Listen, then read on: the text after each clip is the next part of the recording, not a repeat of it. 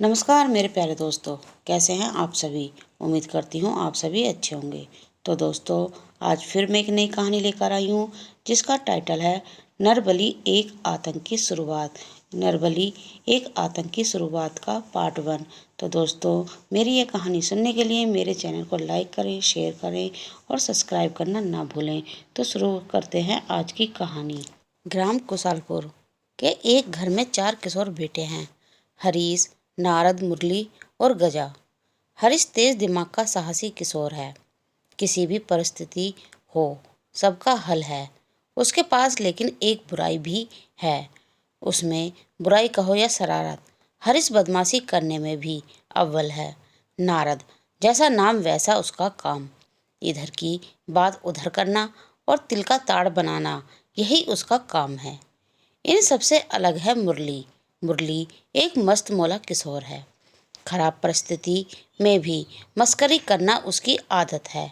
लेकिन डरपोक इतना कि अगर भूल से भी किसी सांप के दर्शन हो जाएं तो बेचारा बेहोश ही हो जाता है।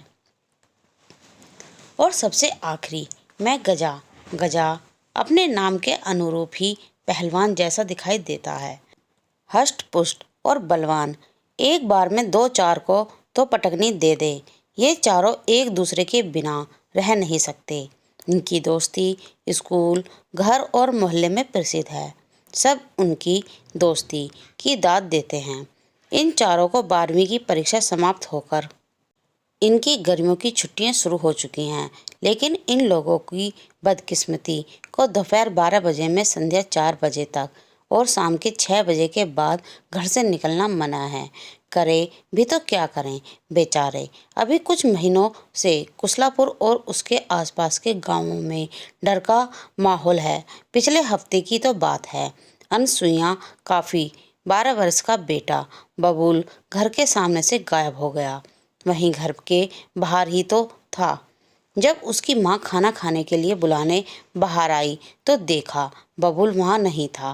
पहले सोचा कि घर में अंदर चला गया होगा। अनसुईया काकी ने पूरा घर देख लिया, लेकिन बबूल का कुछ पता नहीं चला। बबूल के पिताजी भी गांव के कुछ लोगों के साथ मिलकर पूरे गांव को छान मारा, लेकिन बबूल का कहीं पता नहीं चला। बेचारी अनसुईया काकी तो बावरी हो गई हैं। रो रो कर बुरा हाल हो गया है उनका। ना खाने का होश, ना पहनने का। बबूल उनकी इकलौती संतान थी। मुरली, नारद, गजा सब हरीश घर उसके कमरे में बैठकर यही बातें कर रहे हैं। तभी पेट के बल लेटे हुए मुरली ने हरीश से पूछा, तुम्हें क्या लगता है बबूल के गायब होने के पीछे क्या कारण हो सकता है। हरीश कुछ कहता उससे पहले ही गजा ने बोलना शुरू किया, मुझे तो लगता है कि यह काम जरूर फुसहा का है जो बच्चों को उठाकर ले जाता है। ये फुसहा कौन है और दिखता कैसा होगा। मुरली ने फिर पूछा और हरीश की ओर देखने लगा। फुसहा किसी व्यक्ति विशेष का नाम न होकर एक ऐसे गिरोह का नाम है जो बच्चे को उठा ले जाते हैं। इनकी संख्या 1 से ज़्यादा ही होती है, उसे ही फुसहा कहा जाता है। और रही बात कि वो कैसा दिखता है, तो वो शायद हम लोगों की तरह ही कोई आम इंसान है जो अपनी मनचाही इच्छा पूर्ति के लिए तंत्र क्रिया कर रहा है और बच्चों की बलि चढ़ा रहा हो। यह बोलकर हरीश चुप हो जाता है। इतनी देर से चुप बैठा नारद बोल पड़ा, तुझे इतना सब कैसे पता बे। हरीश ने थोड़ा इतराते हुए कहा, क्योंकि तुम सब में ज़्यादा समझदार हूँ इसलिए पता है मुझे। अच्छा ऐसा क्या, गजा ने कहा और सब हंसने लगे। तभी कोई बहुत जोर जोर से हरीश के घर का दरवाज़ा पीटने लगता है। ओ हरी की माँ, जल्दी दरवाज़ा खोलो। दरवाज़ा पीटने वाला और कोई नहीं, हरीश के पिताजी थे।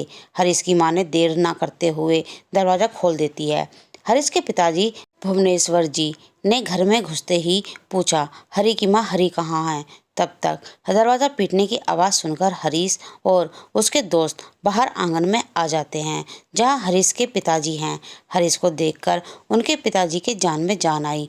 हरी की माँ अपने पति को पानी का गिलास देते हुए कहा, आप तो पुलिस स्टेशन गए थे ना जी, अनसुईया के घर बेटे के बारे में पता करने। कुछ पता चला। वहीं से आ रहा हूँ। भगवान, पुलिस अपने काम में लगी हुई है। कह तो रहे हैं कि जल्दी ही पता चल जाएगा। ये इस गांव घटी तीसरी घटना है। पता नहीं आगे क्या होगा। हे ईश्वर, बबूल की रक्षा करना। हरी की माँ हाथ जोड़कर कर रही थी। उधर जंगल में एक हवन कुंड चल रही थी।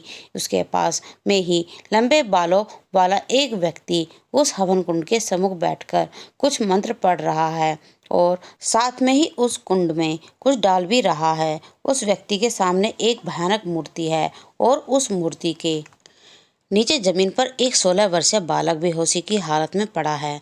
कुछ देर मंत्र पढ़ने के पश्चात वह व्यक्ति चुप हो जाता है और उस मूर्ति के सामने जाकर उसे प्रणाम करता है और पास में रखी हुई पूजा की सामग्री एक एक करके पहले उसे मूर्ति पर चढ़ाता है, उसके पश्चात उस बालक के ऊपर डालता है। उस व्यक्ति के पास में रखी हुई एक धारदार तलवार अपने हाथों में लेकर उस मूर्ति की तरफ देखते हुए कहता है, हे सुदेवी, मेरी दी हुई बलि स्वीकार कर और मुझ पर अपनी कृपा क्रिया बनाए रख। जय सुद्रदेव। तेज आवाज के साथ ही उस व्यक्ति ने तलवार ऊपर किया और खच एक झटके में उस 16 वर्षीय बालक का सिर धड़ से अलग हो गया। कुछ देर तड़पने के बाद उस बालक का धड़ शांत हो गया। उस व्यक्ति ने बालक के सर को लेकर उस मूर्ति के सामने रखकर हाथ जोड़कर खड़ा हो जाता है। हे सुद्रदेव, मेरी तीसरी बलि स्वीकार कर। वो रहस्यमयी व्यक्ति उस बालक के सर को हाथ में लेकर मूर्ति के समक्ष रख हाथ जोड़कर तेज आवाज में कह रहा था। यह भयानक जंगल में रहस्यमयी व्यक्ति को आवाज गूंज रही थी और उस आवाज को सुनने वाला वहां कोई नहीं था। उस रहस्यमय व्यक्ति आंख बंद कर हाथ जोड़कर वहीं खड़ा रहा। तभी मूर्ति में कुछ हलचल हुई। उस मूर्ति ने अपनी आंखें खोल दी थी और अपना एक हाथ बढ़ाकर बालक के सर को अपने में समाहित कर लिया।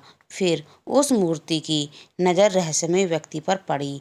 वो अब भी सिर झुकाए आंख बंद करके खड़ा था। आंखें खोलो राव, सम्मोहन करने वाली आवाज़ सुनकर वो व्यक्ति अपने आंखें खोल देता है और सिर झुकाए ही सुद्रदेव को प्रणाम करता है। उसमें इतना साहस नहीं है कि अपने आप आराध्य को आंखें उठाकर देख सके। वो रहस्यमय व्यक्ति, जिसका नाम राव है, अपने इष्ट को संबोधित करते हुए कहता है, हे सुद्रदेव, पीढ़ी दर पीढ़ी मेरा परिवार आपकी सेवा कर रहा है एवं उसकी आपकी खोई हुई शक्तियों को वापस लाने के लिए एक विशेष ग्रह नक्षत्र में जन्म लिए बालकों को बलि दे रहे हैं। पहले मेरे पूर्वज द्वारा ये कार्य किया जाता था।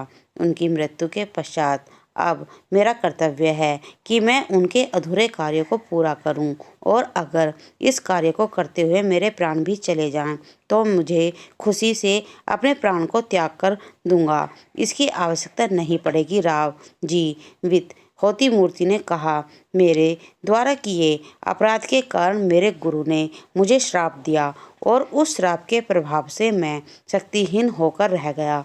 अपने गुरु द्वारा त्याग देने के पश्चात मैंने उस जगह का त्याग कर दिया और यहाँ आ गया। मुझे अपनी खोई हुई शक्तियों को वापस पाना था, इसलिए मैंने तांत्रिक विद्या की सबसे कठिन विद्या सीखने लगा और एक दिन मैंने उस शक्ति को प्राप्त भी कर लिया था। मैं पहले से अधिक शक्तिशाली बन गया था, परंतु इतने से मैं संतुष्ट नहीं हुआ। मुझे जन्म और मृत्यु से परे होना था। तभी मुझे अपने गुरु का ध्यान आया, क्योंकि उनके पास एक ऐसी पांडुलिपि थी जो उनके गुरु ने उन्हें दी थी, जिसे प्राप्त कर मैं काल को अपने बस में कर सकता था। इसलिए समय न गंवाते हुए एक दिन मैंने अपने गुरु ब्रह्मभट्ट जी के पास गया। सर्वप्रथम तो उन्होंने मुझे अपनी कुटिया में प्रवेश करने से मना कर दिया, पर मैंने भी हार नहीं मानी और वहीं कुटिया के बाहर ही मैं पड़ा रहा और अपने पूर्वज के किए गए अपराधों के लिए क्षमा मांगता रहा, क्योंकि उन्होंने मुझे क्षमा नहीं किया। फिर मैं वहीं आश्रम के बाहर ही रहने लगा। एक दिन बीता, दूसरा दिन बीता, मैं भूखे प्यासे उनकी कुटिया के बाहर ही पड़ा रहा। ऐसे करते हुए मुझे बहुत दिन हो गए थे कि एक दिन मूसलाधार वर्षा शुरू हो गई और मैं उस वर्षा में भीगने लगा। भारी वर्षा में भीगते रहने के कारण मैं मूर्छित हो गया था। यूँ कहो की मूर्छित होने का दिखावा किया था, क्योंकि मैं इन सबसे ऊपर उठ चुका था। मुझे तेज बारिश, गर्मी या कोई भी मौसम हो, मुझे कोई फर्क नहीं पड़ता। ये सिर्फ उस पांडुलिपि को पाने के लिए मेरी योजना का एक हिस्सा भर था। मुझे मूर्छित अवस्था में देखकर आश्रम के कुछ लोगों ने मुझे आश्रम में ले आए और मुझे होश में लाने की कोशिश करने लगे। कुछ समय बाद जब मैं होश में आने का दिखावा किया तो गुरु ब्रह्मभट्ट को अपने सामने पाया। गुरु ब्रह्मभट्ट मेरे पास ही विराजमान थे। मैंने उन्हें देखते ही उनके चरणों में गिर पड़ा और क्षमा याचना करने लगा। मेरे क्षमा मांगने पर उन्होंने मुझे क्षमा कर आश्रम में ही रहने दिया। उस समय मेरे चेहरे पर एक कुटिल मुस्कान आ गई, जिसे किसी ने नहीं देखा। अब मेरा एक ही मकसद था कि किसी भी तरह मैं उस पांडुलिपि को प्राप्त करूं, जिसे गुरु ब्रह्मभट्ट के गुरु आचार्य सदाशिव जी की हस्तलिखित थी। आश्रम में मैंने सबका विश्वास प्राप्त कर लिया था, लेकिन ब्रह्मभट्ट के प्रिय शिष्य की नज़र हम पर सदैव थी। इस कारण हमें कुछ वक्त लग गया। हमारी योजना को पूर्ण करने में जल्द ही वो अवसर हमें प्राप्त हो गया और मैं उस कमरे में पहुंचा जहां प्रवेश करना निषेध था। मैंने अपनी शक्तियों का प्रयोग कर उस पांडुलिपि को प्राप्त कर लिया और उसे पढ़ने ही वाला था कि तभी वहां गुरु ब्रह्मभट्ट आ गए। ब्रह्मभट्ट गुस्से में, तुम यहाँ क्या कर रहे हो? कौशल, क्या तुम्हें ये ज्ञात नहीं कि यहाँ आना मना है? मैं गुरु ब्रह्मभट्ट को अचानक सामने पाकर घबरा गया, फिर भी अपने को संयत करते हुए कहा, क्षमा करें गुरुदेव, मैं भूलवश यहाँ आ गया था।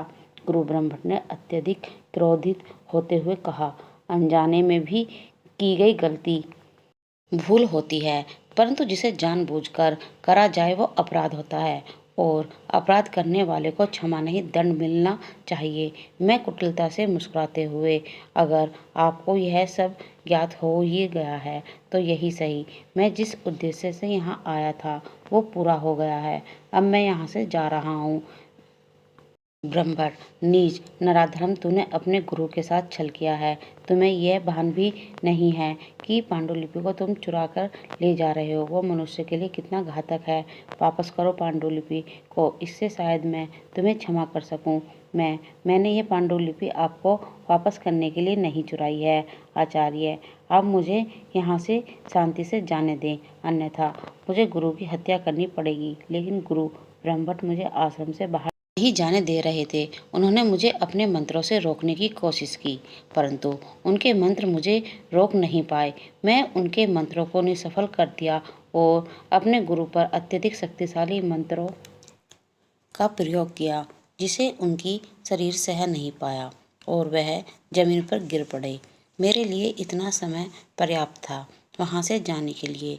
मैं अति शीघ्र आश्रम से बाहर आ गया और अपने स्थान में वापस लौट आया और पांडुलिपि को पढ़ने के लिए विशेष तिथि पर उसकी पूजा की और जैसे ही पूजा के पश्चात मैंने उस पांडुलिपि को पढ़ने लगा, तभी मुझे एहसास हुआ जैसे मैं शासन में परिवर्तित हो रहा हूँ।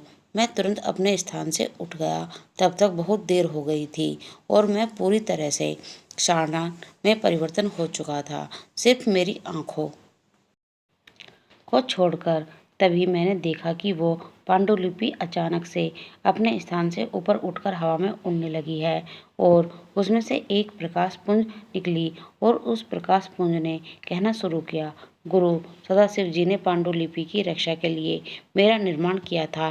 कभी भी मनुष्य, चाहे वो साधारण हो या असाधारण शक्तियों से संपन्न हो क्यों ना हो, जब तक विचार एवं मनुष्य जाति के लिए परोपकार की भावना ना हो, इस पांडुलिपि को स्पर्श नहीं कर सकता। अगर कोई दुष्ट प्रवृत्ति का मनुष्य इस पवित्र पांडुलिपि को पाना चाहेगा तो तत्काल पाषाण की प्रतिभा में परिवर्तित हो जाएगा। उसका वंशज ही उस पाषाण बने व्यक्ति को पुनः उसके पूर्व रूप में ला सकता है। इतना कहकर वो प्रकाश पुंज अत्यंत ध्यान हो गया और उसके साथ ही वो पांडुलिपि भी लुप्त हो गई।